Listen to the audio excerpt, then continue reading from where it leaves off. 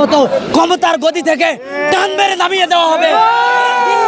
ঢাকা ঢাকা ঢাকা, দিল্লি না ঢাকা ঢাকা ঢাকা, দালালি না রাজপথ রাজপথ রাজপথ, ইয়া বস্তা সংগ্রাম সংগ্রাম।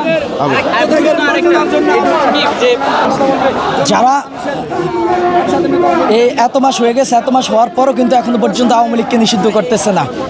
এবং আমরা দেখতে পাচ্ছি যে রাষ্ট্রের যারা দায়িত্বশীল রয়েছে, এমনকি ফারুকির মতো একজন সমকামিতা প্রমোটকারী, একজন নাস্তিক সংশয়বাদী আওয়ামী লীগের দোসর, তাকে পর্যন্ত এখনো পর্যন্ত নামানো হচ্ছে না। তো এরকম যারা ক্ষমতার আসনে বসা বর্তমানে আছে এবং ছাত্রদের বুকের উপরে পাড়া দিয়ে ক্ষমতা পেয়েছে, তারা আওয়ামী লীগের দোসর ছিল। তো আওয়ামী লীগের দোসর থাকা সত্ত্বেও তারা এখনো পর্যন্ত পদত্যাগ করে নাই, এমনকি তাদেরকে কিন্তু ছাত্ররা বসায় নাই। বরং আমি বলবো তারা তাদের ক্ষমতা দেখায় পর্যন্ত ক্ষমতার এই আসনে বসছে। অতএব আমরা বলবো যে অবিলম্ব নেই আওয়ামী লীগ, যুবলীগ, ছাত্রলীগ তাদেরকে নিষিদ্ধ করতে হবে এবং বাংলাদেশে তাদের রাজনীতি করার কোনো অধিকার নাই। যদি বাংলাদেশ শান্তিতে চালাতে চায় তাহলে অবশ্যই আওয়ামী লীগকে নিষিদ্ধ করতে হবে। না হলে জুলাই অভ্যুত্থান আবার বাংলাদেশে নেমে আসবে, আবার নতুন এক জুলাই নেমে আসবে। এই জুলাইয়ের বিদ্রোহ আপনারা দমাতে পারবেন না। মোরা সুগন্ধ পাই বারুদে, মুক্তি মিলে বুলেটে, শান্তি পাই যুদ্ধে, মুক্ত আজাদির জীবনে মোরা ভেঙে ফেলি শতবাধা। স্বাধীনতার জন্যে মোরা মানি না কোনো পরাধীনতা, দেশ কিংবা গোত্রে, দিল্লি না ঢাকা। আমাদের দাবি হবে। এখন প্রশ্ন, কেন আওয়ামী লীগকে নিষিদ্ধ করতে হবে? আওয়ামী লীগের ইতিহাস গণতন্ত্র হত্যার ইতিহাস, আওয়ামী লীগের ইতিহাস মানুষকে খুন করার ইতিহাস।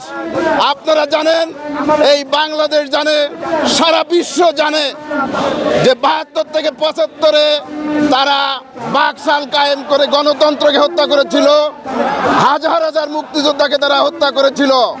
তার কন্যা শেখ হাসিনা, তার কন্যা হাসিনা বিগত 15 বছর সেম কাজটাই করেছে। তারা গণতন্ত্র হত্যা করেছে, মানুষের বাক স্বাধীনতা হত্যা করেছে। তারা বাংলাদেশের মানুষের সুখে শান্তিতে ঘরে ঘুমাইতে দেয় নাই।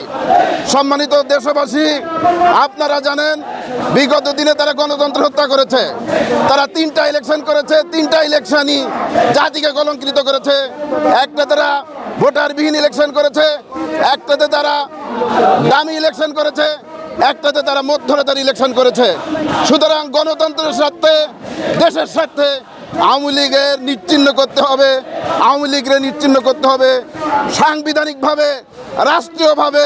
আওয়ামী লীগের যদি নিষিদ্ধ করা যায় তাহলে